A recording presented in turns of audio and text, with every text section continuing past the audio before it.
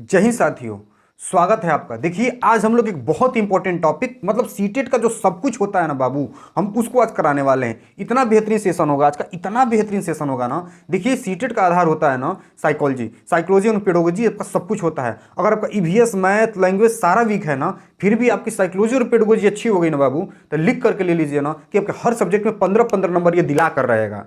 ठीक, मतलब कि 75 number pedology, psychology 15 number, 30 number, यानी कि 90 नंबर यहां से। और अगर आपने 30 नंबर का पैराग्राफ कर लिया तो 120 नंबर आपको लाने से कोई नहीं रोक सकता। यही मेरा भी मास्टर स्ट्रोक था और यही मेरी स्ट्रेटजी भी थी। मींस कि आपको स्मार्ट वर्क करना है। देखिए आपको साइकोलॉजी और पेडोलॉजी में नंबर अच्छे आने ही चाहिए। और हम लोग आज वही एक सीट लेकर के आए हुए हैं जो हम लोग पेपर वाइज लेकर के चल रहे हैं। ये 1 जनवरी 2022 का ये पेपर है। और देखिए अब हम आपको एक चीज बता रहे हैं, साइकोलॉजी पेडोलॉजी तो आपका है पेपर को सॉल्व करने का, लेकिन पिछले पेपर के अकॉर्डिंग आपको लॉजिक भी लगाना है। और लॉजिक कैसे लगाया जाता है इसको हम आपको एक देखिए, हम जो पढ़ाए हैं वो तो इस पेपर में है ही, वो भी हम दिखाएंगे। लेकिन एक लॉजिक वाला क्वेश्चन हम दिखा रहे हैं कि किस तरह से लॉजिक को लगता है। और इससे पहले हमने जो पढ़ाया तो हमने पेपर में दिखाया था ना पिछले, ये भी जो इसमें भी देखिएगा 4-5 डायरेक्ट क्वेश्चन आए हैं जो हमने पढ़ाए हुए हैं। ठीक, और अब देखिएगा अभी आपको खुद समझ में आएगा कि लॉजिक कैसे लगता है। अब हमारे साथ आइए, पहले आपको वहाँ क्वेश्चन भगा के दिखा देते हैं, फिर शुरू से हम लोग करेंगे। बहुत इंपॉर्टेंट क्वेश्चन है, आपको ये देखना जरूर चाहिए कैसे दिमाग लगाया जाता है क्वेश्चन के ऊपर। ठीक, आपको क्वेश्चन कैसे लगाना है, आपको क्या करना है, स्ट्रेटजी बता रहे हैं क्वेश्चन लगाने का। आप लोग हमारा क्वेश्चन देखिए, वीडियो को पॉज करिए। ठीक, सुनाई दे रहा है ना, वीडियो को पॉज करिए, अपना आंसर दीजिए, फिर हमारा एक्सप्लेन सुनिए, हमारा आंसर सुनिए, फिर लास्ट में काउंट करके हमको बताइएगा कि आपके आंसर कितने सही हुए हैं। ठीक है, चलिए देखिए एक क्वेश्चन पढ़िएगा। ये आपको 21 नंबर का क्वेश्चन था। ये बहुत क्वेश्चन बढ़िया लगा कि आपको इसका तर्क बताना चाहिए कि इसके क्वेश्चन आंसर लगते कैसे इसलिए लाए हैं। क्वेश्चन पढ़िए, आपकी स्क्रीन पर ये क्वेश्चन ये रहा। छोटे बच्चे ज्ञान की संरचना और अर्थ किस प्रकार निकालते हैं। यह भी जानते हो कि छोटे बच्चे होते हैं सक्रिय निर्माता होते हैं, ज्ञान का अन्वेषण करते हैं। तो छोटे बच्चे ज्ञान की संरचना और अर्थ किस प्रकार निकालते हैं, आपका क्वेश्चन ये है। देखिए पहला आप भी जानते हो कि बच्चे किसे सक्रिय अन्वेषण के द्वारा करते हैं कि नहीं करते हैं, खेल के द्वारा निकालते हैं कि नहीं निकालते हैं, सहपाठी और वयस्कों की सहभागिता द्वारा निकालते हैं कि नहीं। अब देखिए यहाँ पे क्वेश्चन दिया है कि छोटे बच्चे, लेकिन अपने मन से बताइए कि छोटे बच्चे पदार्थों पर प्रयोग करेंगे जी, करेंगे बाबू, नहीं ना करेंगे तो मीन्स क्या हुआ, ये तो हमको गलत होना करना चाहिए कि नहीं करना चाहिए, बताइए। ये ऑप्शन तो हमें गलत करना चाहिए। बट अब देखिए अब आप आइए ऑप्शन पे आते हैं, तो हमें क्या खोजना है, कौन सा ऑप्शन सही है। 1, 2 और 4 सही है हमारे अकॉर्डिंग, 3 गलत है। तो आइए हम लोग ऑप्शन में झांकते हैं, 1, 2 और 4। लॉजिक देखिएगा, कहीं 1, 2 और 4 दिया है, 1, 3 नहीं, 1, 2 और 4 कहीं दिया नहीं, दिया है 1, 2, 3, 4। और आपको भी पता है कि ऑप्शन नंबर 3 गलत है, लेकिन मजबूरीवश यही लॉजिक लगाना है कि मजबूरीवश कि 1, 2 और 4 कहीं सिंगल नहीं दिया है, हमको 3 भी इंक्लूड करके दिया है। और हम किसी मान लीजिए हम 1 और 2 लगा देंगे तो आपका 4 वाला गुस्सा बुरा मान जाएगा कि अरे हमको कहाँ गलत किया, हमारी क्या गलती है, रोज़ तो पढ़ाते हो भर भर के। फिर अगर आपने 1, 3 और 4 किया तो 3 तो ऐसे ही गलत है, फिर 2 बुरा मान जाएगा यार कि हमको क्या वो प्रोबेबल थे, गलती से लाए थे का कि हम खेल विधि द्वारा हम नहीं सिखाते हैं, वो भी गलत मान जाएगा। तो फिर आपका आएगा सहपाठी और वयस्कों वाला। तो आपको क्या करना है, 1, 2 और 4 सही करने के चक्कर में आपको कहीं पे सिंगल ऑप्शन नहीं दिख रहा है, तो आपको लास्ट में आकर 1, 2, 3 और 4 को लगाना ही पड़ेगा। यही लॉजिक था कि ऑप्शन 3 गलत होने के बाद भी यहाँ पे सही हो जाएगा। यही कॉमन सेंस लगा कि आपको क्वेश्चन को सही करना है। तो आपको यहाँ पे आंसर कौन सा हो जाएगा, 1, 2, 3 और 4। ठीक, चलिए यही हमारा कहने का मतलब था। अब हम आपको शुरू से सारी चीज़ें कराते हैं। अब आपको देखिए लगाना वही चीज़ करना है। अब क्या चीज़ की आपको क्वेश्चन रोकने हैं, आंसर देना है, उसके बाद लास्ट में काउंट करके बताना है कि आपका आंसर कितना सही हुआ। हमें सबका आंसर 25+ तो चाहिए, किसी भी कीमत पे चाहिए, क्योंकि हमने पढ़ाया सब कुछ है बाबू। अभी आपको समझ में आएगा कि हमने पढ़ाया कि नहीं। लीजिए पहला क्वेश्चन, हमने सबसे पहला क्लास लिया था वृद्धि और विकास का। हमने उसी समय कहा था कि आपके साइकोलॉजी का सबसे पहला ही चैप्टर पहले क्वेश्चन उठा करके पटकेगा विकास के सिद्धांत को। देखिए विकास का सिद्धांत आया कि नहीं, पहले क्वेश्चन पे क्या है, हमने 12-13 सिद्धांत पढ़ाए थे। उसमें से कहे कि निम्न में से कौन सा नियम यह सुझाव देता है कि शरीर के विभिन्न अंग विकास के विभिन्न चरणों में भिन्न भिन्न दरों से विकसित होते हैं। मतलब शरीर के विभिन्न अंग जो हैं विकास के भिन्न भिन्न चरणों में भिन्न भिन्न दर से विकसित होते हैं। ये कौन सा विकास का कौन सा नियम दर्शाता है, देख लिए क्वेश्चन। आइए ऑप्शन पे चलते हैं। देखिए दिया है विकास एक आयामी होता है। अपने मन से बताइए कि क्या विकास एक आयामी होता है। ये ऑप्शन हमारा गलत हुआ, खत्म करिए। विकास एक दिशीय होता है, नहीं, खत्म करिए। अगला क्वेश्चन पे आइए। विकास असतत प्रक्रिया है। असतत मतलब एक होता है सतत प्रक्रिया, लगातार विकास होता रहता है। ये कह रहा है असतत प्रक्रिया, मतलब कि विकास, ये तो ऐसे ही मेल नहीं खा रहा है, काट दीजिए। अब आपका चौथा ऑप्शन आता है विकास की दिशा अधोगामी एवं शीर्षगामी है। अधोगामी हमने आपको पढ़ाया था ना, सिफेलोकॉडल पढ़ाया था ना कि सबसे पहले बच्चे का क्या होगा, सर विकसित होगा। देखिएगा ध्यान से, भिन्न भिन्न दर हो रहा है कि नहीं हो रहा है। पहले सर विकसित होगा, फिर गर्दन विकसित होगा, फिर ये विकसित होगा सीना, फिर धीरे धीरे वो कमर पे बैठना शुरू करेगा, फिर धीरे धीरे खड़ा होना शुरू करेगा और चलना शुरू करेगा। मतलब कि पहले ये विकसित हुआ फिर ये, मतलब भिन्न भिन्न समय में भिन्न भिन्न दर से विकसित हो रहा है। क्या शरीर की जो अंग है भिन्न भिन्न दर से विकसित हो रही है, इसी को ना कहते हैं भिन्न भिन्न दर बाबू। तो समझ में आया आपको, यही लॉजिक लगाना है। हमने जो पढ़ा है पेपर में आया है, तो आपका आंसर नंबर ये सही हो जाएगा। हुआ ना। चलिए नेक्स्ट क्वेश्चन। निम्न में से कौन सा कथन सही है, देखते ही आप उड़ा दोगे। इनमें से कौन सा सही है, देखते ही आप उड़ा दोगे। उड़ाइए, चलिए उड़ाइए। बच्चों का विकास एक सामाजिक सांस्कृतिक परिप्रेक्ष्य में होता है। बचपन वह अवधि है जिसे 10 भिन्न अवस्थाओं में बांटा जा सकता है। अपने मन से बताइएगा, क्या कभी हमने ऐसा या किसी ने पढ़ाया है कि बचपन वह अवधि है जिसे 10 भिन्न अवस्थाओं में बांटा जा सकता है। गलत हुआ ना। बच्चों की सोच सामाजिक अंतःक्रिया से प्रभावित नहीं होती है। कभी भी सामाजिक अंतःक्रिया से बच्चों की सोच प्रभावित होती है, तो ये ऑप्शन भी आपका गलत हो गया। बच्चों का विकास केवल आनुवंशिकता पर निर्भर करता है। देखिए बाबू, बच्चों का विकास आनुवंशिकता एवं वातावरण दोनों पर निर्भर करता है। तो आपको तो ऐसे ही दिख रहा है कि ये भी गलत, ये भी गलत, ये भी गलत, और एक ही बच्चा कि बच्चों का विकास एक सामाजिक सांस्कृतिक परिप्रेक्ष्य में होता है। इससे बेहतर ऑप्शन बाबू आपको कोई नहीं मिल सकता, तथा आपका ऑप्शन नंबर 1 सही है। क्लियर हुआ। आंसर चाहिए हमें, आंसर किसका कितना सही हुआ, ऐसा नहीं जाने देंगे हम, ठीक है। चलिए अगला क्वेश्चन। अनुवांशिक विन्यास के पूर्व निर्धारित रूप से प्रकट होने की प्रक्रिया। थोड़ा सा क्वेश्चन को घुमाया है लेकिन आप पकड़ लोगे। चलिए बताइएगा। जब हम आपको नहीं बता देंगे तब समझ जाओगे। चलिए इसका आंसर दीजिए। अनुवांशिक विन्यास के पूर्व निर्धारित रूप से, अनुवांशिक विन्यास के ऑर्गेनाइजेशन के पूर्व, अनुवांशिकता की बात कर रहा है कि अनुवांशिकता का जो संगठन होता है, ऑर्गेनाइजेशन होता है, कि पूर्व निर्धारित रूप से प्रकट होना, मतलब अनुवांशिकता का पूर्व निर्धारित, अनुवांशिकता पूर्व निर्धारित होता है ना। गाल्टन ने क्या कहा था, समझिएगा। गाल्टन ने कहा था कि हमारे जो जीन्स होते हैं जो हमारे बच्चों में ट्रांसफर होंगे, वो 1/, मतलब कि आधा हमारे माता पिता से हमें मिले हैं, ठीक, और आधा हमारे दादाजी से मिले हैं। जैसे हमारे पिताजी तो जो IAS की तैयारी करते थे, तो हमारी बुद्धि उस तरह से तेज मिलेगी। किसी के पिताजी होंगे अगर मान लीजिए कि WWE में लड़ते होंगे, किसी के किसी और क्रिएटिव माइंड के होंगे, तो उनके बच्चों में वो चीज़ें हस्तांतरित होती हैं, वो जीन्स के रूप में वो चीज़ें आ जाती हैं। तो हमारे लिए, हमारे में आपके अंदर आपके पिताजी के गुण आए होंगे, माता पिता के आए होंगे, मीन्स कि अनुवांशिकता से वो चीज़ मिलती है हमें। तो ये क्या कह रहा है कि अनुवांशिक विन्यास के पूर्व निर्धारित रूप से प्रकट होने की प्रक्रिया। अब देखिए जो भी चीज यहां पे होगा चारों ऑप्शन में से वो अनुवांशिकता से ही रिलेटेड होगा। आइए ला डालते हैं एक नजर ऑप्शन की तरफ। चलिए ये रहा आपका चारों ऑप्शन। देखिए अनुकूलन की बात कर रहा है। कहीं भी आपने अनुवांशिकता और वातावरण में अनुकूलन की बात पढ़ा है? बताइए अपने मन से बताइए, अनुकूलन की बात पढ़ा है आपने? नहीं। अधिगम कहाँ से होता है? अधिगम कहाँ से होता है? क्या ये अनुकूलन हो गया या अधिगम हो गया, क्या आपका अनुवांशिक होता है? नहीं। समाजीकरण अनुवांशिक होता है? नहीं, ये तो वातावरण का पार्ट होता है। बचा क्या? परिपक्वता। यही कहने का मतलब है हम क्वेश्चन कैसे करना है, या तो एक सही करिए या तो 3 गलत करिए। तो हम 3 गलत ही हटा दें ना, एक तो ऑटोमेटिक सही हो जाएगा। चलिए परिपक्वता कैसे हमने पढ़ाया है बाबू, पढ़िएगा। अधिगम में हमने परिपक्वता पढ़ाया है और बहुत बेहतरीन तरीके से हमने आपको समझाया है कि परिपक्वता जो होता है वो कैसे होता है, जैविकी रूप से होता है, जैविकी रूप से संबंधित होता है। और जैविकी रूप को ही हम लोग क्या कहते हैं, क्या कहते हैं? अनुवांशिकता से रिलेटेड चीज़ों को बताते हैं। चलिए नेक्स्ट क्वेश्चन आपका बहुत इजी क्वेश्चन। समाजीकरण पढ़ाते समय आपको बताया था। देखिए कितना हमने कहा था ना कि कैसे इसका डायग्राम फंसता है और कैसे बनता है। देखिएगा समाजीकरण का प्राथमिक, और देखिए डैश कह रहा है कि इसमें से ऑप्शन आपको दिया है कि एक जो होगा, ये तो बहुत इजी क्वेश्चन आप भी लगा दोगे, कि पहला डैश दिया है कि यह समाजीकरण का प्राथमिक, और दूसरा डैश है कि यह समाजीकरण का दूसरा कारक है।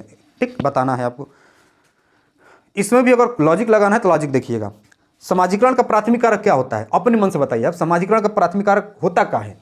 तो समाजीकरण का प्राथमिक कारक अपने मन से बताइएगा, क्या परिवार नहीं होता है? होता है ना। अब बताइए कहीं और ऑप्शन आपको परिवार का दिख रहा है? आइएगा नीचे नजर डालें, कहीं और परिवार का दिख रहा है? नहीं दिख रहा है। तो प्राथमिक में मीडिया हो नहीं सकता, प्राथमिक विद्यालय हो नहीं सकता, फिर मीडिया हो ही नहीं सकता, तो बचा एक परिवार। तो एक ही ऑप्शन बच रहा है बाबू, तो कौन सा हमारा सही हो जाएगा? ये बोला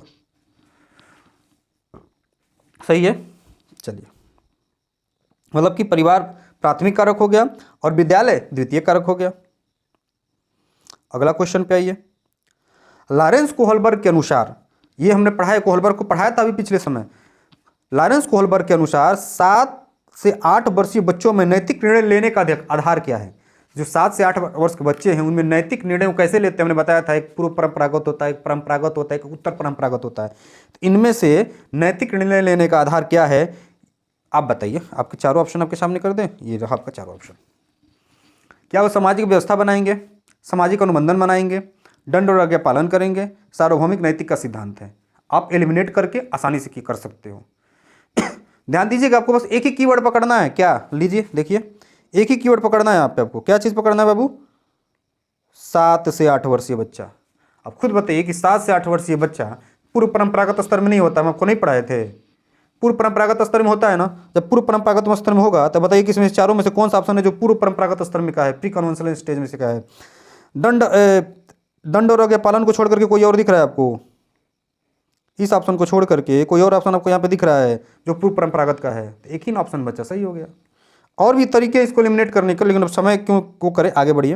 वही सार्वभौमिक नैतिकता तो सबसे लास्ट है, हो ही नहीं सकता। सामाजिक व्यवस्था अनुबंधन तो आपको ऑलरेडी वो चौथा और पांचवा स्टेज होता है, इसके आसपास तो कुछ है ही नहीं, खत्म हो गया। एलिमिनेट करना सीखिए ऑप्शन को। अब ये देखिए, बहुत ही बेहतरीन तरीके से पढ़ाया हुआ क्वेश्चन आया है, बहुत ही बेहतरीन। ही गलत कर दिया ना, अगर आप मेरा क्लास देखोगे जीन पियाजे का और ही गलत कर दिया ना, तो फिर तो अच्छा नहीं होगा, बहुत बुरा हो जाएगा। जीन पियाजे के सिद्धांत में क्रमबद्धता किस संदर्भ में प्रयोग हुआ है? जीन पियाजे का जो सिद्धांत है उसमें क्रमबद्धता किस संदर्भ में प्रयोग हुआ है? क्रमबद्धता हमने बताया था आपको, देखिए, वस्तुओं को किसी एक आयाम, इसको तो आप आराम से आप देखिए, इसमें तो हार्ड कोई ऑप्शन भी नहीं बनाया है, फिर भी आप कर लोगे। देखिए कैसे, वस्तुओं को किसी एक आयाम जैसे लंबाई पर आधारित क्रम देना। क्या लंबाई पर आधारित क्रम देना ही क्रमबद्धता होता है? अगला ऑप्शन देख लीजिए, दूसरों का परिप्रेक्ष्य लेने की क्षमता, कि दूसरों का हम परिप्रेक्ष्य ले रहे हैं किसी मामले में, ये तो कहीं क्रमबद्धता की बात कर ही नहीं रहा है, सीरीज की बात कर ही नहीं रहा है। चिंतन का वर्णनात्मक रूप, चिंतन का वर्णनात्मक रूप जैसे कहानी कथन में होता है, तो ये भी कोई मतलब चिंतन का वर्णन, क्रमबद्धता वाट इज कुछ नहीं। स्थानों जैसे अपने विद्यालय का स्थानिक मानचित्रण, ये भी नहीं दिख रहा है, तो ये भी गलत दिख रहा है, ये भी गलत दिख रहा है, ये भी ठीक ही ना बचा। कि वस्तुओं को किसी एक आयाम में जैसे लंबाई पर आधारित क्रम देना, और बात हो रही है क्या चीज़ की? क्रमबद्धता की। देखिए देखिए, आप खुद देखिए बाबू, बात हो रही है क्रमबद्धता की, लंबाई पर आधारित क्रम देना, यही नहीं हो रहा है। तो ऑप्शन आपका कौन सा सही हो जाएगा? यही सही हो जाएगा आंसर। मज़ा आ रहा है? साइकोलॉजी में ना मजा आए तो फिर मज़ा किस में आएगा? आइए लीजिए, ये भी एक पियाजे का बहुत ही बढ़िया कॉन्सेप्ट है, आपको तो बताना ही पड़ेगा हर हाल में। ये क्वेश्चन तो हम आपसे लगवा के रहेंगे। रोकिए, पॉज करिए और आंसर दीजिए। 5 वर्षीय नसीमा को यह लगता है कि चिकनी मिट्टी के गोले को यदि दबा दिया जाए, चिकनी मिट्टी है, उसको गोल बनाया गया ना, कि हम लोग सॉरी, चिकनी मिट्टी हम बचपन में लोग लेते थे, उससे कंचे गोलियां मिट्टी के बनाते थे, कि गोली को यदि दबा करके सांप बना दिया जाए। एक तो इसका इसी सांप से हमारा गलत रिलेशन होता है, पता नहीं क्यों सांप बार बार आ जाता है क्वेश्चन में। परिवर्तित कर दे सांप के रूप में, अगर चिकनी मिट्टी का गोला है, अगर उसको सांप के रूप में परिवर्तित कर दे तो चिकनी मिट्टी बढ़ जाती है। ये उसके दिमाग में चल रहा है। किसको? 5 वर्षीय एक नसीमान लड़की है, उसको देखिए, अब वो पूछ रहा है ना क्वेश्चन कि जिन पियाजे के अनुसार उसकी इच्छा के पीछे कौन सा तर्क है, किस तर्क के आधार पर कि अरे मिट्टी उतना ही है, उसको क्या किया कि चिपटा करके सांप बना दी, तो क्या हो गया? मिट्टी बढ़ गई। याद आ रहा है वो कि छोटे बर्तन से बड़े बर्तन में जूस उलाटे तो वो बड़ा बर्तन, अरे मतलब लंबाई वाले बर्तन वो बोल दे रहा है पानी ज़्यादा है। और देखिए आपको हिंट भी दे रहा है, 5 वर्षीय नसीमा, मतलब नसीमा की उम्र कितनी है? 5 वर्षीय। किस में आता है? पियाजे कौन सी अवस्था में आता है? दिमाग लगाइए, आपका आंसर ऑटोमेटिक आ जाएगा। आपके सामने ये रहे 4 ऑप्शन, बाबू लगाओ। 2 आंसर, 2 तो आंसर दो। जीववाद, चलिए दिमाग से लगा खेलते हैं। जीववाद क्या? ए बाबू रुक जा, ये लो ससुरा। क्या जीववाद, हटो, क्या जीववाद कहीं दिख रहा है? नहीं दिख रहा है। केंद्रीयता दिख रही है? या बताइए। परिकल्पित निगमनात्मक, ऐसा तो कुछ दिख नहीं रहा है। एक वाला बच गया आपका, कौन सा? ये भी ले लीजिए इसी में। संकरण परिमण नहीं, तो एक ही तो ऑप्शन दिख रहा है। इतना इजी क्वेश्चन है, मतलब आप लोगों को क्वेश्चन भी दे रहा है ना, तो फंसा नहीं रहा है। अभी इसी में दे देता 2-4 चीज, वही संरक्षण का भाव और पलटावी पौन, तब तो आप फंस जाते। एक ही चीज़ हमने आपसे कहा था, क्या चीज़ कहा था? आओ इधर आओ। हाँ, कि अगर छोटी बच्ची है, अगर वो सेम समान क्या बोलते हैं आयतन का वो चीज़ होता है ना, पानी, और उसको बड़े केतली में डाल, मतलब लंबाई में जो बड़ा है, बाकी दोनों का आयतन बराबर है, डाला जा रहा है तो उसको लग रहा है कि इसमें ज़्यादा है। तो वही चीज़ है कि इसको लग रहा है कि जब वो सांप बना दिया गया तो ये बड़ा हो गया, तो उसका क्या है कि वो अपने विचारों का विकेंद्रीकरण नहीं कर पा रही है। उसका दिमाग एक ही जगह पे जाकर फोकस है, सेंट्रलाइज है उसका दिमाग, वो कहीं और उसका दिमाग नहीं फैल पा रहा है कि ये शेप बदल चुका है लेकिन मिट्टी उतनी ही है। जब ऐसा चीज़ होगा तो उसमें गुण का चीज़ का होता है? केंद्रीयता का गुण होता है। क्या चीज़ का गुण होता है? केंद्रीयता का गुण होता है। और उसके बाद चीज़ें, इसके ऊपर डिपेंड होता है संरक्षण। तो कहा अब इसमें एक और ऑप्शन बना देता है कि संरक्षण का अभाव।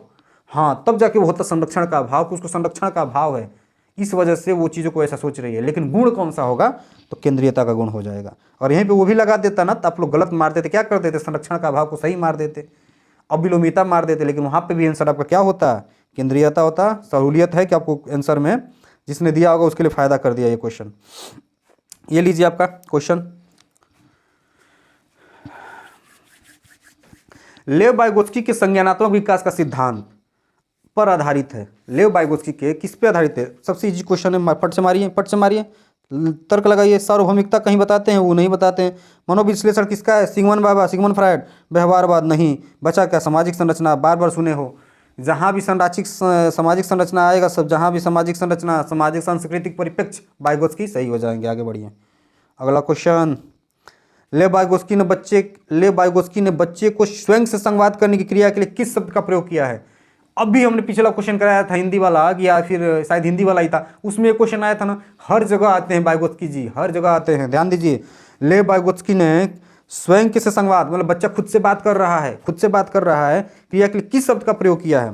क्या बच्चा निजी संवाद कर रहा है, बाकी नीचे पढ़े, हाँ सही हो गया ना, निजी संवाद कहा है ना बाबू। क्या कहा है कि वाइगोत्स्की ने कहा है कि बच्चे अपने आप को दिशा निर्देशित, कहा इसमें एक और क्वेश्चन बनाता है कि बच्चे अपने को बताए थे ना, लड़की वाला जो फोल्ड करके कपड़ा वो कर रही है, तो निजी संवाद कर रही है खुद से और अपने आप को दिशा निर्देशित कर रही है। अगर यहीं पे क्वेश्चन बदल जाता है, देखिए अगर यहीं पे क्वेश्चन बदल जाता है, ये वाइगोत्स्की भी सिर्फ ये है ना बाबू, ये किधर गए, वाइगोत्स्की का सिर्फ पियाजे लिख दिया होता ना, तो आपका ऑप्शन ये वाला कट जाता, और आपको कौन सा ऑप्शन सही हो जाए, आपको ये वाला हो जाता। नहीं, स्वकेंद्रिता नहीं, ये भी नहीं होता, आपका आंसर हो जाता आत्मकेंद्रिता। पियाजे ने इसको क्या कहा है कि आत्मकेंद्रिता है उसके अंदर, लेकिन वाइगोत्स्की ने कहा है कि वो निजी संवाद कर रहा है। चलिए, एक प्रगतिशील कक्षा की निम्न में से कौन सी विशेषता है। प्रगतिशील कोई कक्षा है, उसकी निम्न में से कौन सी विशेषता है, बहुत इजी क्वेश्चन है, आप कर सकते हो, करिए। क्या आप ड्रिल और अभ्यास कराएंगे, सोच के बताइए। क्या विशेषता है प्रगतिशील शिक्षा की। प्रगतिशील शिक्षा मतलब कि बच्चों को आधार में रख करके इस तरह से कराना कि उन्नति उनकी लगातार होती रहे। तो क्या ड्रिल कराना, अभ्यास कराना, बार बार बहुत ज़्यादा ड्रिलिंग करा के फोर्स कराना, क्या सही नहीं, तो ये गलत हो जाएगा। योग्यता आधारित अस्थायी अलगाव, हमने कल कहा था ना कि योग्यता के बल पे नहीं करेंगे, हेट्रोजीनियस ग्रुप बनाएंगे बाबू, कमजोर और अच्छे, मतलब तेज बच्चे और कमजोर बच्चों का ग्रुप बनाएंगे ताकि वो एक दूसरे से सीख सके, तो ये भी गलत हो जाएगा। सहयोगी पूर्ण अधिगम, सही है, चेहरे पे मुस्कान आ गया ना, है सही है, सही है। पुरस्कार और दंड का प्रयोग नहीं करेंगे, तो एक ही ना बचा, कौन सा बचा, ये भी गलत हो गया, कि बचा सही हो गया। चलिए बोलिए मुकुल जी, ताबिश बाबू, अरे आंसर दीजिए, आप ही लोग तो हो जान, बाकी लोग भी हैं, मतलब आप लोग का ज़्यादा रिस्पॉन्स आता है। ऐसा नहीं हमारे अंदर किसी के लिए भेदभाव नहीं है, सब लोग हमारे लिए बराबर हैं, लेकिन आप लोग ज़्यादा रिस्पॉन्स देते हो तो अच्छा लगता है, अपना स्कोर बताते हो, फीडबैक देते हो, तो हम उस चीज़ को सुधार करके और बेहतर लाने की कोशिश करते हैं। चलिए, बाकी सभी लोग हैं, बहुत सारी बच्चियाँ भी हैं, मनीषा जी हैं, और ये क्या बोलते हैं, रितु करके हैं, ये सब लोग भी, मतलब और भी लोग हैं जो लोग नहीं भी कमेंट करते, उन सब के लिए भी मेरा सेम प्रेम है, सेम भाव है, ठीक है, उसका मत लीजिएगा। देखिए, एक बच्चे में दूसरों के नियत और इच्छाओं को समझने की योग्यता है, यह बुद्धि को किस रूप से दर्शाता है। हम क्यों कहते हैं हिंदी और इंग्लिश में पेपर को पढ़ना, ये क्वेश्चन आपको दिखाएगा कि कैसे, किस तरह से आंसर गलत हो जाता है। देखिए, एक बच्चे, जो हमने कहा था आपको, जब बुद्धि पढ़ा रहे थे, उसी में देखिए हमने वही चीज़ें पढ़ाई है ना जहाँ से क्वेश्चन आ रहा है कि नहीं आ रहा है। देखिए, मात्र 30 से 33 क्लास कराया है, उसी में से सारे क्वेश्चन आ रहे हैं। सोचिए, कोई 3-3 महीना और साल भर बैच कराता है और वहाँ से क्वेश्चन आता है, अंतर है, बस देखते जाइए। एक बच्चे में दूसरों की नियत और इच्छा, हमने कहा था कि जब भी बच्चा दूसरों के बारे में जानेगा, दूसरों की जानने की कोशिश करेगा, तो उसको कहेंगे अंतर्व्यक्ति। अंतर्व्यक्ति मतलब दूसरों के बारे में जानना, दूसरों के संवेगों, कठिनाइयों आदि के बारे में, अंतर्व्यक्ति। हमने कहा कि जब खुद के बारे में जानेगा तो अंतराव्यक्तिक। अंतर, जब खुद की बात आएगी तो अंतरा। तो ये दो ऑप्शन तो यहीं पे आप काटिए, कौन सा, स्थानिक बुद्धि तो होगा नहीं, प्राकृतिक बुद्धि, प्रकृति वाली कोई चीज़ है ही नहीं, तो अंतरा और अंत है। देखिए ऑप्शन कैसे गलत किया है, आपको हिंदी के अकॉर्डिंग लगाने जाओगे, यहाँ पे आपका आंसर क्या होगा, आप हिंदी के अकॉर्डिंग लगाओगे तो आंसर आपका होगा, दूसरों की बात कर रहा है ना, तो दूसरों के यहाँ पे आप हो जाएगा अंतर्व्यक्तिक, ठीक, ये सही होगा। लेकिन और ये अंतरा मतलब, एक मिनट, तो हाँ, अंतरा क्या होगा, खुद के लिए, अंत क्या होगा, दूसरों के लिए। लेकिन जब आप इसका, आपके अकॉर्डिंग यहाँ पे क्या आंसर सही होना चाहिए, दूसरों की बात किया रहा है तो अंतर्व्यक्तिक होना चाहिए ना। आइए इंग्लिश में चलते हैं, इंग्लिश वाला पढ़िए, देखिए क्या दिया है, थर्ड ऑप्शन यहाँ पे क्या दिया है, अंतर। हमने कहा था कि अंतर का देगा इंटरपर्सनल और अंतरा का देगा इंट्रापर्सनल। अंतः का देगा इंटरपर्सनल, अंतरा का देगा इंट्रापर्सनल। यहाँ पे उल्टा उसका मीनिंग कर दिया है, अंतः का क्या दे दिया है, इंटरपर्सनल इंट्रापर्सनल। अंतर का दे दिया इंट्रापर्सनल और अंतरा का दे दिया क्या चीज, इंटरपर्सनल। देखिए उल्टा कर दिया ना, तो उसके अकॉर्डिंग देखिए समझने की कोशिश करिएगा, इसके अकॉर्डिंग दूसरों के भाषा को समझने के अकॉर्डिंग तो 3 सही है, लेकिन जब आप हिंदी में जाएंगे, इंग्लिश में जाएंगे, तो इसके अकॉर्डिंग आपका 2 सही है। कौन सा सही है, 2 सही है। हम किसको सही मानेंगे, जो इंग्लिश में होगा। और इसीलिए हमने कहा था इंग्लिश को पढ़ना जरूरी है, क्योंकि इंग्लिश वाली चीज़ों को हम सही मानता है आयोग, और आप उसको क्लेम नहीं कर सकते। तो अकॉर्डिंग टू आपको इंग्लिश से आपका ऑप्शन नंबर 2 सही हो जाएगा, 3 नहीं होगा। देख रहे हो ना, ये बस ऊपर का नीचे कर दिया है, और हम अपने लगा से टाइप नहीं किए हैं, आपका पेपर डायरेक्ट उठा करके आपको पढ़ा रहे हैं। अब देखिए ऑप्शन नंबर 4, क्वेश्चन नंबर 4, मतलब अगला क्वेश्चन कौन सा है, क्वेश्चन नंबर 12। राष्ट्रीय शिक्षा नीति 2020 में निम्न में से कौन सा कथन प्रस्तावित है। राष्ट्रीय शिक्षा नीति की बात कर रहा है, इनमें से कौन सा कथन है, इजी क्वेश्चन ही कर लोगे आप। इजी इसलिए कहते हैं ना कि आपके अंदर कॉन्फिडेंस आ जाता होगा। देखिए, अपनी मातृभाषा में शिक्षित होना शैक्षिक और प्रोन्नति उन्नति में बाधक है। देखिए पेडागोजी परिप्रेक्ष्य लगाइए ना, बाधक की बात कर रहा है। बाधक कभी नई शिक्षा नीति बात करेगी नहीं, हटाइए। विद्यालयों को बच्चों को अंग्रेजी भाषा की प्रथम भाषा के रूप में, कहीं दिया है कि अंग्रेजी को प्रथम भाषा के रूप में, हटाइए। बाल विद्यार्थियों के लिए बहुभाषी होने के लिए उच्च संज्ञा, मतलब बहुभाषी होंगे बच्चे तो उनका संज्ञानात्मक लाभ होगा। बताया था ना हमने, ये बताया था ना, सही है। चौथा ऑप्शन भी देख लीजिए, द्विभाषी उपागम उलझन पैदा करता है, नहीं, गलत कर दिया। देखिए आप, चलिए क्वेश्चन नंबर 13, ये बहुत इंपॉर्टेंट क्वेश्चन है, इस पे आपको पूरी तरह से ध्यान देना है। यहां से आपका 1 नंबर पक्का है कि आएगा। देखिए कौन सा, जेंडर भूमिकाएं हैं। जेंडर आपको यहां हम बताना चाहेंगे कि जब भी बात करेगा जेंडर का, या फिर कहना कि इंग्लिश में आपको पढ़ना जरूरी है, क्योंकि जब भी बात करेगा जेंडर का और जब भी बात करेगा सेक्स का, तो आपको हिंदी में तो लिखा रहेगा क्या चीज, लिंग ही लिखा रहेगा, लिंग। लेकिन आपको इंग्लिश में जाके झांक के देखना है कि क्या वो जेंडर लिखा है कि सेक्स लिखा है। अगर वो जेंडर लिखा, ध्यान दीजिएगा, अगर वो जेंडर लिखा तो जेंडर क्या होता है, जेंडर क्या होता है बताइए। जेंडर होता है सामाजिक संरचना। जेंडर क्या होता है, जेंडर आपका होता है सामाजिक संरचना, और सेक्स क्या होता है, बायोलॉजिकल। तो ये चीज़ आपके दिमाग में हमेशा रहे, ये चीज़ आपको एकदम दिमाग से उतरना नहीं चाहिए। जेंडर आपका क्या हो जाएगा बाबू, जेंडर आपका हो जाएगा कभी भी सामाजिक संरचना। और अगर यहीं पे सेक्स लिखा हो तो इंग्लिश में जाके आप देख लीजिएगा, 1 मिनट, इंग्लिश में जाके देखिएगा, अगर सेक्स लिखा होगा तो वहाँ पे क्या हो जाएगा, बायोलॉजिकल। सेक्स मतलब हम लोग को बायोलॉजिकल रूप से मेल है कि फीमेल है। लेकिन जेंडर क्या होता है कि समाज ने तय किया है कि वो स्त्री है कि पुरुष है, तो जेंडर का कॉन्सेप्ट सामाजिक रूप से। तो यहाँ पे आइए देखिए, चलिए ऑप्शन हम लोग मैच कराते हैं, हट जाओ। हाँ देखिए, अनुवांशिकता निर्धारित, चौथे शुरू करते हैं। अनुवांशिकता निर्धारित जेंडर हमने क्या कहा, सामाजिक रूप से है ना, तो ये आपका ऑप्शन नहीं होगा। जैविक संरचनाएं हमने क्या कहा कि वो सामाजिक रूप से होगा, जैविक तो होगा नहीं। सेक्स होता तो जैविक हो जाता। जन्मजात व्यवहार, क्या सामाजिक को जन्मजात व्यवहार नहीं, तो एक ही ना ऑप्शन बचा बाबू। कि ये हम आपको नहीं भी आ रहा था अधिग्रहित व्यवहार, उसके बाद भी क्या सही हो गया, यही। क्यों, क्योंकि अधिग्रहित व्यवहार आप लोग कहाँ से करते हो, आप लोग इसको समाज से करते हो। समाज ने ऐसा व्यवहार आपको थोप दिया है। अधिग्रहित मतलब अर्जित किए हो आप समाज से कि हम क्या, ये मेल है ये फीमेल है, मतलब कि लड़कियां ही ये कर सकती हैं, लड़के ही ये कर सकते हैं, ये वाली चीज़ें जहाँ आ जाती हैं, यही हो जाता है। समझ में आ गई चीज़ें। अगला क्वेश्चन, क्वेश्चन नंबर, आप लोग क्वेश्चन नंबर डाल के आंसर देते जाइएगा। क्वेश्चन नंबर 14 है, करिए। सतत एवं समग्र मूल्यांकन का प्राथमिक उद्देश्य क्या होता है। सतत एवं समग्र मूल्यांकन का प्राथमिक उद्देश्य क्या होता है, छात्रों के प्रदर्शन एक दूसरे से तुलना करना, छात्रों की समझ को आंकना, छात्रों को उनके प्रदर्शन के अनुसार वर्गीकरण करना। अगला ऑप्शन है छात्रों किसी विषय में सफल और विफल घोषित करना। 4 ऑप्शन है, चलिए एलिमिनेट करना शुरू करते हैं। आ जाओ बाबू, तुम आ जाओ, 1 मिनट, परेशान कर रहा है। कोशिश करो जितना जल्दी करने का ना उतना ये लो लेट करते हैं। सिस्टम क्या हो गया यार।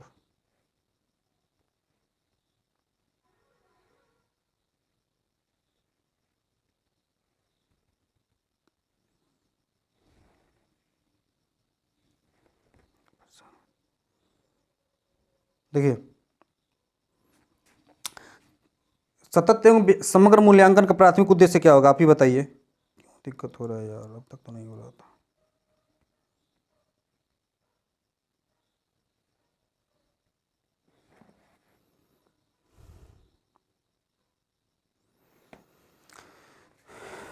छात्रों को किसी विषय में सफल और विफल घोषित करना, आप बताइए क्या ऐसा होता है? सफल और विफल की हम लोग कहीं बात करते हैं? नहीं। छात्रों को उनके प्रदर्शन के अनुसार वर्गीकृत हम लोग करते हैं? नहीं करते हैं। छात्रों की समझ और आंकना का पाठ्यक्रम, देखिए ध्यान दीजिएगा, छात्रों की प्रदर्शन की एक दूसरे से तुलना हम लोग नहीं करते हैं। तो बचा क्या? छात्रों की समझ को आंकना और पाठ्यक्रम तथा शिक्षा शास्त्र के अनुसार इनका रूपांतरित करना। छात्रों की समझ को हम इवेल्युएशन करते हैं, आंक रहे हैं, और शिक्षा शास्त्र को इसी अनुसार रूपांतरित करेंगे कि छात्रों का क्या है, समझ किस तरह से हो रहा है, किस तरह से हम लोग उसको समझ रहे हैं, और उसके अनुसार हम लोग पाठ्यक्रम को बदलेंगे, मतलब बच्चों के अनुसार हम लोग पाठ्यक्रम बनाएंगे और शिक्षा शास्त्र बनाएंगे। यही क्या हो जाएगा आपका आंसर, सॉरी यही आपका आंसर क्या हो जाएगा, सही हो जाएगा। ठीक, 2 नंबर सोच के देखिए ना, इसके सिवा कौन सा दिख रहा है।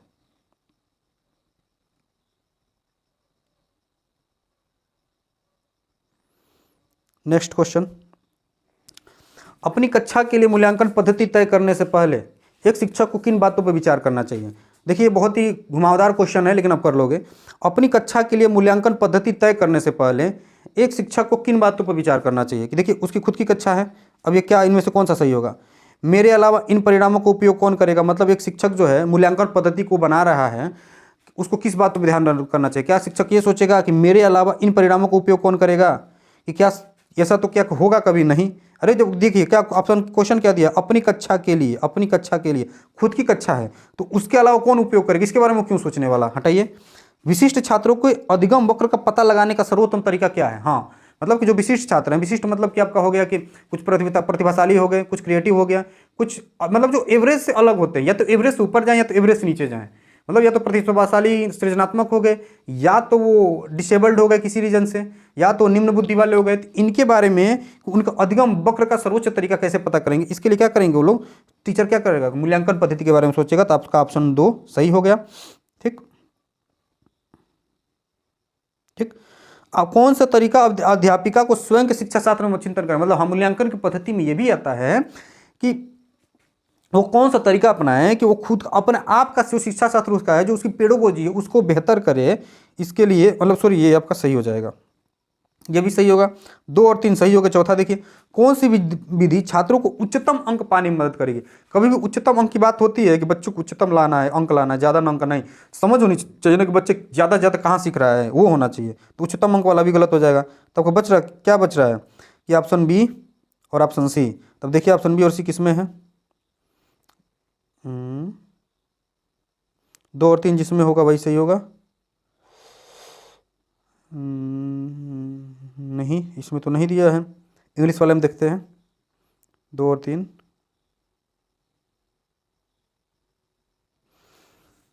मेरे हिसाब से तो यही आंसर होना चाहिए क्वेश्चन नंबर 15 का, यही होना चाहिए बाबू।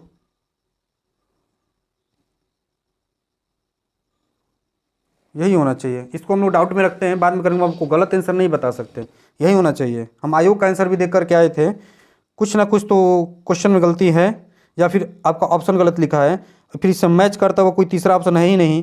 ये पहला और चौथा तो किसी कीमत पे नहीं होगा, तो पहला और चौथा जहाँ काटिए, तो पहला चौथा आपका एलिमिनेट करने का तरीका निकाल रहे हैं। पहला चौथा यहाँ नहीं होगा, चौथा यहाँ आ गया, नहीं होगा। ठीक, और चौथा आपका यहाँ आ गया, 1 मिनट, नहीं होगा। बच्चा आपका ऑप्शन 1, पहला और दूसरा। तो पहला और दूसरा किस तरह से सही करेगा ये मुझे नहीं समझ में आ रहा है, बट हम एक ही चीज़ जानते हैं कि यहाँ पे ऑप्शन नंबर 1, 2 और 3 सही होगा। आप लोग इसी अकॉर्डिंग सोचिएगा, भले ही आपका एक नंबर गलत हो, लेकिन आप लोग को इसी हिसाब से सोचना है। एक क्वेश्चन आपका गलत आयोग की गलती से हो जाएगा, लेकिन आपका बाकी सारे क्वेश्चन को सही करा देगा। हम दावा ठोक के कहते हैं कि यही दोनों ऑप्शन सही होगा। इस पर नंबर आपको आयोग दिया होगा जब नॉर्मलाइजेशन किया होगा। तो चलिए आगे बढ़िए, गलत नहीं पढ़ा सकते, जो सच है वही पढ़ाएंगे। समावेशी शिक्षा से क्या अभिप्राय है? समावेशी शिक्षा से क्या अभिप्राय है? आर्थिक रूप से कमजोर छात्रों को केवल, देखिए केवल की बात कर रहा है ना। समावेशी मतलब क्या होता है? विभिन्न अपवंचित, पिछड़े, धर्म, लिंग, जाति, किसी को सब चीज़ को आधार को हटाते हुए सभी बच्चों को एक साथ बैठा करके एक ही क्लास में पढ़ाना, क्या होता है? समावेशी शिक्षा। तो इसमें दे रहा है कि इसका क्या अभिप्राय है, क्या दे रहा है? पहला देखिए ऑप्शन क्या दे रहा है, आर्थिक रूप से कमजोर आरक्षण केवल सरकारी लगा, गलत हो गया। दिव्यांग को सिर्फ विशेष खत्म करिए। सरकारी विद्यालयों की केवल अंग्रेजी, केवल की बात आ गई, खत्म कर दीजिए। एक ही ऑप्शन बचा आपका, योग्यताओं से परे होकर सभी बच्चों को गुणवत्तीय शिक्षा उपलब्ध। हमने कहा ना अभी, योग्यताओं से परे होकर, अपवंच कहाँ से है, किसी भी तरह की योग्यता हो, कमजोर हो, वीक हो, किसी भी तरह से सबको एक साथ ला करके पढ़ाना है। तो सबसे बेहतर ऑप्शन क्या दिख रहा है? यही दिख रहा है। तो हमारा आंसर क्या हो जाएगा? यही सही हो जाएगा। चलिए, पढ़ाते समय एक शिक्षक को पाठ्य सामग्री को दर्शाने के विभिन्न, एक मिनट, क्वेश्चन क्या है, कथन दिया है, कारण दिया है, इसको आपको लगाना है कि पढ़ाते समय एक शिक्षक को पाठ्य सामग्री को दर्शाने के विभिन्न तरीके अपनाने चाहिए। ठीक, बात तो सही है कि पढ़ाते समय शिक्षक को पाठ्य सामग्री को दर्शाने के विभिन्न तरीके अपनाने चाहिए, सही है।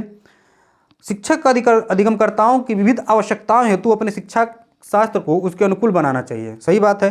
शिक्षक को अधिगमकर्ताओं की विविध आवश्यकताओं की, अलग अलग आवश्यकताएं हर बच्चे की हो सकती है, तो उसको अपने शिक्षा शास्त्र को उसके अनुकूल बनाना चाहिए। तो आपका ये भी ऑप्शन सही है और ये भी ऑप्शन सही है। और ये देखिए क्या कि विभिन्न तरीके अपनाना चाहिए, ठीक, और आवश्यकताओं के अनुसार अनुकूल बनाना चाहिए। दोनों चीज़ें मैच कर रही हैं, जैसा कथन है उस तरह से कारण है। मीन्स क्या आपका आंसर सही हो जाएगा कि ए और आर दोनों सही हैं। क्या है, ए और आर दोनों सही है और आर सही व्याख्या करता है ए की, तो बात तो सही है। और देखिए कभी भी अगर आपको ऐसा ऑप्शन मिले तो नेगेटिव मार्क तो है नहीं। अगर आपको ऐसा ऑप्शन मिले कथन कारण का, अगर आप वहाँ पे श्योर नहीं हो पा रहे हो, मान लीजिए क्वेश्चन आपको नहीं आ रहा है, तो तुक्का मारना बता रहे हैं कि आपको यह खोजना है कि ए और आर सही है, मतलब पहला और दूसरा सही है, और दूसरा जो है पहले की सही व्याख्या करता है। ये 90% केसेज में ये सही होता है ऑप्शन। अगर ना आए तब मारिएगा, लेकिन अगर आ रहा है, वो क्वेश्चन आपको अच्छी तरह से आ रहा है कि नहीं, हो सकता है कि ए सही है, आर गलत है, या दोनों गलत है, तब तो ठीक लगा दीजिए। लेकिन अगर नहीं आ रहा है तो छोड़ना तो है नहीं, तो उस केस में इसको लगाइएगा कि ए और आर दोनों सही है और आर सही व्याख्या करता है। ठीक है, चलिए। एक बच्ची लिखाई में निरंतर कठिनाई का सामना करती है, क्वेश्चन पूरा पढ़ लीजिए। और उसके बाद बहुत सारी चीज़ें हैं कि उसको अक्षर बनाने में, शब्दों के बीच अंतराल करने में चुनौती महसूस होती है। ये सब किस अधिगम विकार है। हम देखिए 6 मिनट की क्लास कराई थी, 1 नंबर वहाँ से मिल गया ना, 6 मिनट में 1 नंबर मिल गया ना। कि लिखाई में कहा था जहाँ भी लिखने संबंधित होगा तो लिखा किस पे जाता है, लिखा किस पे जाता है, आलेख वैकल्प्य, किस पे, आलेख वैकल्प्य इंग्लिश में देख लीजिए डिस्ग्राफिया, किस पे लिखा जाता है, ग्राफ पे लिखा जाता है, तो डिस्ग्राफिया कौन सा आपका सही हो जाएगा, डिस्ग्राफिया आपका सही हो जाएगा। ठीक, डिसलेक्सिया बताए थे ना, पठन संबंधित हो जाएगा। डिसकैलकुलिया आपका गणित से, कैलकुलेशन किस में होता है, गणित में होता है, ग्राफ पे लिखा जाता है। इस तरह से थिंकिंग करेंगे आपका आंसर सही हो जाएगा। चलिए, अगला क्वेश्चन है आपका क्वेश्चन नंबर 19। विद्यार्थियों में व्यक्तिगत विभिन्नताओं को पूरा करने के लिए एक शिक्षक को, विद्यार्थियों में व्यक्तिगत विभिन्नताएं हैं उसको पूरा करने के लिए एक शिक्षक को क्या करना चाहिए, मानकीकृत पद्धतियों और आकलन के तरीकों का उपयोग करना चाहिए।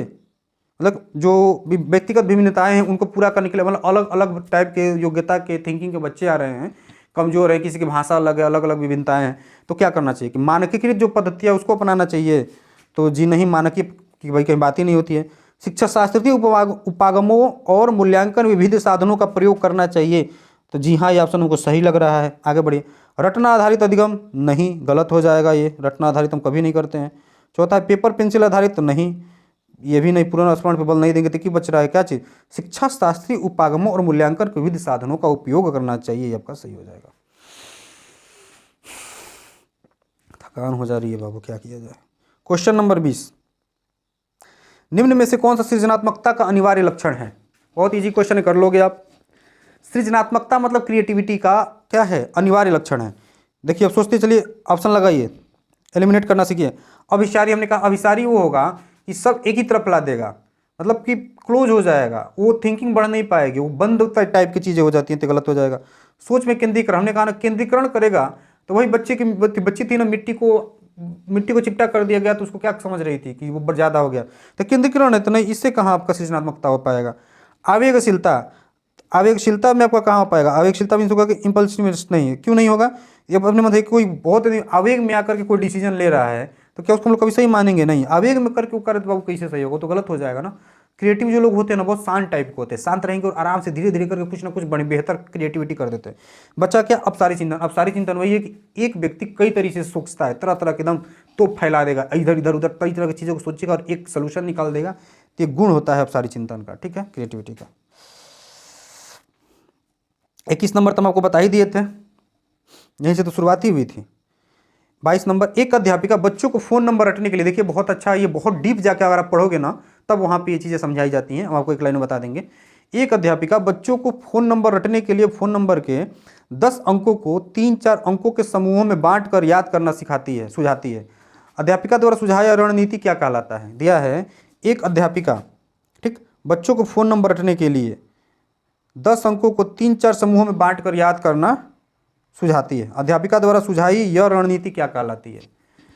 फ़ोन नंबर मतलब अध्यापिका क्या है, फ़ोन नंबर नहीं होता है, हम लोग कैसे याद करते हैं, जैसे मान लीजिए कि मेरा नंबर है, नहीं अपना नंबर क्यों बताएं, किसी का भी नंबर ले लीजिए, मान लीजिए कि किसी का जो भी हो, जैसे हो गया कि 88 98 4 हो गया, कितना 3 4 अंकों में 88 98, फिर उसका हो गया मान लीजिए उसका 12 34 होगा तो कह देगा 12 34 नंबर ऐसे कर देगा ना, 8898 1234, 8 नंबर याद हो गया। इस तरह से कर करके एक ही मान लीजिए अलग अलग वो याद करता कि 8 8, फिर कहता कि 9 8 1 2, इस तरह से नहीं याद हो पाता। लेकिन एक सेगमेंट हम लोग भी कैसे याद करते हैं, ऐसे नहीं याद करते हैं 88 98, वो 3 3 4 4 का पेयर बना रही है कि 8898। इस तरह से बच्चों को तुरंत याद हो जाता है कि 2 ही या 3 बार याद करना है ना, तो इसको हम इंग्लिश में बोलते हैं चकिंग, चकिंग करके याद करना, कि मतलब सेगमेंट में कर करके बच्चा याद कर ले। तो इस तरह से चीज़ों को याद कराना जाता है। तो इसको कुट लेखन होगा नहीं, स्वांगीकरण होगा नहीं, अनुकूलन होगा नहीं, इसको खंडीकरण इंग्लिश जाकर देखिएगा चकिंग लिखा होगा, वहाँ पे क्या लिखा होगा, चकिंग करना होता है। चलिए हिंदी में खंडीकरण हो जाएगा। क्वेश्चन नंबर 23, निम्न में से अधिगम की कौन सी दशा पर विद्यालयों में सबसे अधिक बल देना चाहिए? अधिगम की कौन सी दशा पर विद्यालय में सबसे अधिक बल देना चाहिए? इजी क्वेश्चन होगा, इस तरह के क्वेश्चन इजी होते हैं, लगाइए। देखिएगा पहला ही ऑप्शन देख लीजिए, परिवेश से सहभागिता द्वारा कौशलों का अर्जन, ऐसे ही सही लग रहा है। विषय वस्तु को रटना नहीं, गलत। दूसरे निष्क्रिय अनुकरण नहीं। उद्दीपन अनुक्रिया संबंधों द्वारा व्यवहार का अनुबंधन, अब उद्दीपन अनुक्रिया कराएंगे तो वहाँ पे क्या हो जाता है, इसको यांत्रिक अभिक्रिया कहा जाता है, ये तो होगा नहीं। क्या कह रहा है कि अधिगम की कौन सी दशा पर विद्यालय में सबसे अधिक बल देना चाहिए? तो परिवेश से सहभागिता द्वारा कौशल, ये टैग वर्ड में पढ़ाया गया है, जहाँ भी परिवेश और कौशल की बात होगी वो सही हो जाता है। क्वेश्चन नंबर 24, निम्न में से कौन सा युग में सामाजिक संरचना उपागम के अनुसार छात्रों को पढ़ने का सुसाध्य करता है? बताइएगा, इनमें से कौन सा सही होगा?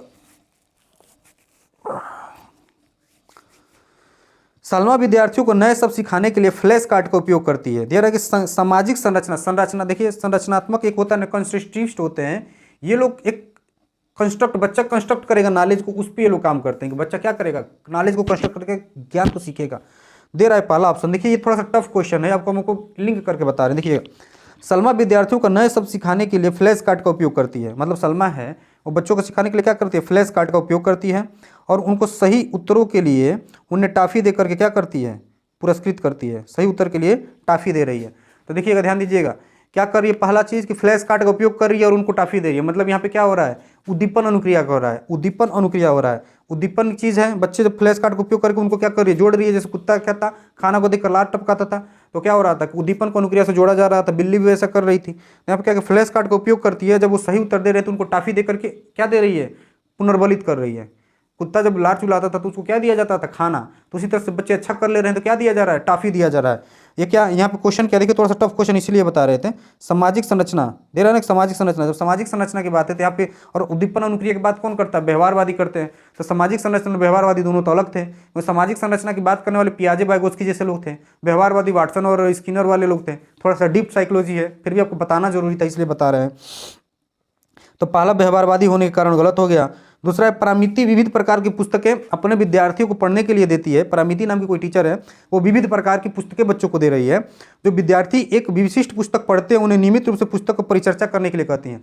अब जो बच्चे उसको नियमित रूप से पढ़ रहे हैं उनको चर्चा करने की कह रही है, तो ये ऑप्शन तो सही हो गया। क्यों, यहाँ पे क्या हो रहा है, बच्चे विविध प्रकार का पुस्तक पढ़ने को दे रही है, खुद ज्ञान को करेक्ट कर रहे हैं। संरचनात्मक में क्या होता है, खुद ज्ञान को क्रिएट करना। ठीक, बच्चे नियमित रूप से पढ़े, देखिए ना यहाँ पे उद्दीपन अनुक्रिया हो नहीं रहा है, उनको क्या कर रही है, नियमित रूप से परिचर्चा करने को कह रही है ना। जो बच्चा नया कुछ सीखा, परिचर्चा करेंगे और नया सीखेंगे, मतलब आपस में चर्चा करके वो लोग और बेहतर सीखेंगे। ज्ञान का कंस्ट्रक्ट हो गया, यही होता है संरचनात्मक। आगे पढ़िए। अरुंधति नए शब्दों का अर्थ समझने के लिए संदर्भ संबंधित संकेतों का इस्तेमाल पर बल देती है। नए शब्दों का अर्थ समझने के लिए की पॉइंट पकड़िए, नए शब्दों का अर्थ समझने के लिए संदर्भ संबंधी संकेतों। नए शब्द सब सीख रहे हैं, मतलब बच्चा खुद ज्ञान का क्रिएट कर रहा है, मतलब नए वो सीख रहा है। क्या चीज़ सीख रहा है, नए शब्द का अर्थ समझ रहा है, मतलब खुद ज्ञान का क्रिएट कर रहा है, तो संरचनात्मक में हो जाएगा। रेखा अपने विद्यार्थियों को उन शब्दों को 5 बार लिखने के लिए देती है जो वर्तनी परीक्षा में गलत करते हैं। ये 5 बार लिख रही है, मतलब क्या, ये तो वही हो गया ना कि अभ्यास कराया जा रहा है बार बार। तो अभ्यास फिर आपका किस में आ जाएगा, अभ्यास किस में आ जाएगा, फिर थांडाई के नियम में आ जाएगा। मीन्स बार बार उस तरह से लिखे थे, रटने पे आ गया, बार बार उसको काम कराया जा रहा है वर्तनी के लिए, तो नहीं, ये भी नहीं होगा। तो बच्चा क्या चीज़, दूसरा और तीसरा सही है आपका। तो ये दूसरा और तीसरा देखते हैं किस में है, 2 और 3 यहाँ पे आपका सही हो जाएगा। ठीक है बाबू। क्वेश्चन नंबर 25, एक शिक्षक होने के नाते आप अपने छात्रों में समस्या समाधान क्षमताओं को किस प्रकार सुसाध्य कर सकते हैं, समस्या समाधान आप एक टीचर होने के नाते कैसे सही कर सकते हैं, अपने विद्यार्थियों में डर की भावना पैदा करेंगे आप, ये सब गलत काम करेंगे आप लोग। बक समस्याओं के हल हेतु अटल तरीके आप लोग अपनाएंगे। इसको इंग्लिश में देखेंगे तो स्टैटिक लिखा होगा, तो अटल मतलब कि स्टैटिक नहीं हो सकता है, किसी भी चीज़ को स्टैटिक रूप से नहीं, स्थिर रूप से बढ़ावा नहीं देना। अटल मतलब अटल बिहारी नहीं, स्थिर रूप से नहीं, ठीक। समरूपों का इस्तेमाल को बढ़ावा दे करके निष्क्रिय रटन पद्धति का इस्तेमाल को बढ़ा, निष्क्रिय रटन ये भी गलत हो गया, तो बच गया क्या, समरूपों को इंग्लिश में आप जाकर देखोगे ना तो समरूप का spelling they encouraging use of analysis, encourage कर रहे हैं उसके एनालिसिस क्षमता को। समरूप को यहाँ पे क्या कर दिया है, एनालिसिस को यहाँ पे समरूप कर दिया, तो इनकरेज करना एनालिसिस क्षमता को, तो पॉजिटिव होता है। इसलिए कहते हैं कभी कभी बाबू कि इंग्लिश भी पढ़ाना जरूरी होता है। देख रहे हो ना, समरूप तो कोई समझ नहीं रहा था, नहीं ये तो गलत हो गया, समरूप तो कोई समझ नहीं रहा था, ये सही होगा, लेकिन देखिए एनालिसिस दिया है इंग्लिश में आपके। क्वेश्चन नंबर 26, निम्न में से कौन सा सार्थक अधिगम को सुसाध्य करेगा, इनमें से कौन सा सार्थक अधिगम को सुसाध्य करेगा। कक्षा में संदर्भ रहित अधिगम को बढ़ावा देंगे, संदर्भ रहित करेंगे आप नहीं। एक समस्या पर विविध तरीकों से सोचने के लिए प्रोत्साहित, ये तो सही है। रट्टा मार गलत, शिक्षक द्वारा सैंपट पर गलत। बच्चा कहे कि सार्थक अधिगम कहाँ से होता है, एक समस्या पर विविध तरीके से विचार करेंगे तो सार्थक अधिगम होगा ही होगा। चलिए हम लोग खत्म करने ही वाले हैं, बस थोड़ा सा और। अगर विद्यार्थी अपने कार्य की सफलता को आंतरिक कारणों पर आरोपित करता है, अगर कोई विद्यार्थी है उसकी कोई सफलता मिली है, इसको वो अपने आंतरिक कारणों पर कहता है कि मेरे आंतरिक कारण की वजह से मुझे आंतरिक रूप से हुए हैं, तो उनमें कैसी भावना जागृत होगी आप बताइए। क्या उनको शर्म होगी, मतलब कोई सफलता मिला है इसका रीजन वो अपना खुद का अंदर का मोटिवेशन मानता है, तो क्या उसको उस पर शर्म आएगा, काहे लिए शर्म आएगा जी, अच्छा काम किया बच्चा। तो पॉजिटिविटी ढूंढिए ना, इसमें पॉजिटिविटी कहाँ है, पॉजिटिविटी है गुस्सा पॉजिटिविटी है नहीं, तो ये भी नहीं होगा। गर्व पॉजिटिविटी है, सही हो जाएगा। उत्कंठा होगा नहीं, कि उसका अंदर किसी कोई चीज़ अच्छा वो बेहतर कर दे रहा है तो उसको अंदर से मोटिवेशन मिल रहा है, तो कहाँ हो जाएगा, यहाँ पे गर्व हो जाएगा। क्वेश्चन नंबर 28, शिक्षा के प्राथमिक स्तर पर बहुसंवेदनीय उपागम के इस्तेमाल को प्रोत्साहित करना चाहिए। शिक्षा के प्राथमिक स्तर पर बहुसंवेदनीय कि बच्चों को क्या संवेदनशील रूप से पढ़ाना चाहिए, इसका अच्छा ऑप्शन है पॉजिटिव खोजिए, इसमें कौन सा। यह अधिगम को और अधिक प्रभावशाली बनाता है, पहला ही ऑप्शन सही लग रहा है। या कुछ बच्चों को शिक्षा से वर्जित नहीं करेगा।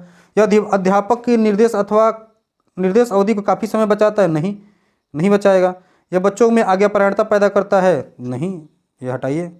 ये तीन तो ऐसे ही गलत हो गया, एक ही बच रहा है क्या। यह अधिगम को और प्रभावशाली बनाता है, कौन प्रभावशाली बनाता है, बच्चों को कहा जाता है ना कि संवेदनशील बनाइए, कि वो हर चीज़ों को बेहतर तरीके से समझे। संवेदनशील होने का मतलब हुआ कि बच्चा हर चीज़ को सेंसिटिव होकर के सोचे, तो इससे क्या होगा, उसका और अधिक प्रभावशाली उसका शिक्षण होगा। 29, बच्चे अक्सर विभिन्न संकल्पों के बारे में वैकल्पिक संकल्पनाएं और भ्रांतियां गठित कर लेते हैं, इस संदर्भ में निम्न में से कौन सा सही नहीं है। मतलब समझ रहे हैं आप, हम लोग जैसे कि जाते हैं कभी ट्रेन में, या छोटे बच्चे होते हैं, हम लोग भी छोटे थे तो हम लोग जब ट्रेन में जाते थे तो लगता था जैसे कि हम लोग के साथ साथ क्या चल रहा है, वो चीज़ें चल रही, क्या चल रही है, हम लोग जैसे जैसे चल रहे हैं वैसे वैसे पेड़ भी चल रहे हैं, खिड़की से हम लोग देखते थे तो पेड़ चल रहा है। तो कुछ भ्रांतियाँ हो जाती है कुछ लोगों के मन में, बच्चों के मन में, इंसानों के मन में, किसी मतलब बच्चों के मन में ऐसे हो गई, इंसानों के मन में अलग अलग तरह की भ्रांतियाँ हो जाती हैं। तो इन्हीं सब भ्रांतियों जैसे कि वही कि जब हम लोग चलते हैं तो रात में हम लोग छोटे थे चलते थे तो देखते थे कि चाँद भी हमारे साथ साथ चल रहा है, ये कहाँ है भाई, तुम कहाँ साथ साथ चल रहे हो, कहाँ हमको फॉलो करो ही चंदा माम मत करिए। कहने का सेंस वही है कि ये सब भ्रांतियाँ वो लोग बना लेते हैं बच्चे। तो अब देखिए कि ये इनमें से क्या सही नहीं है। देखिए ये नहीं पढ़ना बहुत ज़रूरी है आपको, ये आप नहीं पढ़ेंगे ना तो ये आपको सही कर देगा, पहले बता दे रहे हैं। देखिए इनमें से 3 सही होगा, एक गलत होगा। एक अध्यापिका को बच्चों द्वारा गठित वैकल्पिक संकल्पना और भ्रांतियों को सख्त रूप से हतोत्साहित करना चाहिए। देखिए भ्रांतियाँ हों या गलतियाँ हों, ये स्वाभाविक होता है। हम लोग भी भ्रांति बना लेते हैं कि हम लोग यहाँ पढ़ें वहाँ पढ़ें, मतलब ये पढ़ने के लिए करके दे रहे हैं। बहुत सारे हम लोग भ्रांति अपनी लाइफ में बना लेते हैं। क्या चीज़ की हम लोग इन सबको खुश रखें, नहीं तो हम लोग घर वाले नाराज होंगे, तो फिर पढ़ाई कहेंगे कि गंदा लड़का। नहीं, इस समय आपका करियर सबसे ज़्यादा इंपॉर्टेंट है। ये हम पर्सनल एक लड़के के लिए बोल रहे हैं या एक लड़के के हम सबके लिए बोल रहे हैं, मतलब उसका ज़्यादा हमको ये सीरियस होता है, उसके लिए हम बोल रहे हैं कि उसको लगता है कि हम सबको खुश करें। और खुश करने के चक्कर में ना बाबू, एक कहा जाता है ना कि जिसने पूरी दुनिया को बनाया उस भगवान से इंसान खुश नहीं है। आप खुश कर लोगे, नहीं कर पाओगे। अपने करियर पे फोकस करिए आप लोग। जब आप करियर बना लोगे ना, तो जो लोग जिनको आप काम नहीं आ रहे हो ना, वो लोग भी आपको तारीफ करेंगे कि लड़का बढ़िया था, डेडिकेटेड था। और आपके सबके लिए जान भी दे दोगे ना, और उस वजह से अगर आपका पेपर खराब हो रहा है ना, तो वो लोग कभी वैल्यू नहीं करेंगे, कहेंगे इसको आता ही क्या था।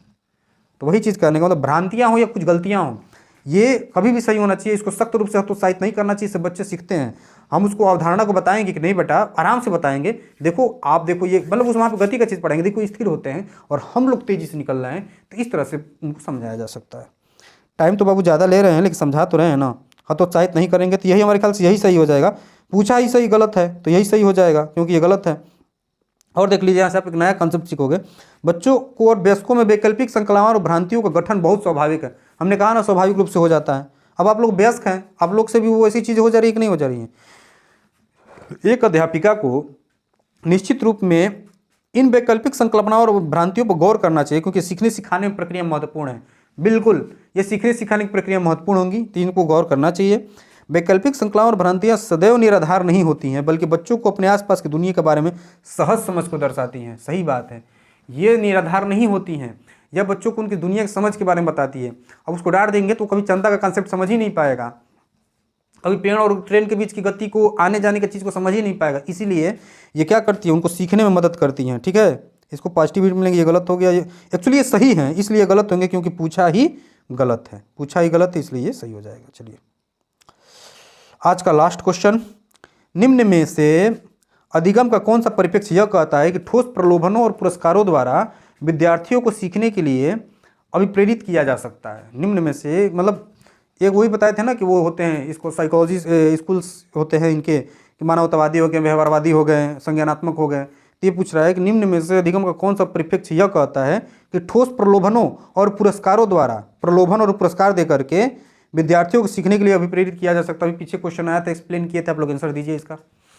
ध्यान दीजिएगा ऑप्शन पे, ठोस प्रलोभनों, उनको प्रलोभन दिया जा रहा है या फिर पुरस्कार दिया जा रहा है। यहाँ से पकड़ लीजिए, प्रलोभन दिया जा रहा है या फिर पुरस्कार दिया जा रहा है।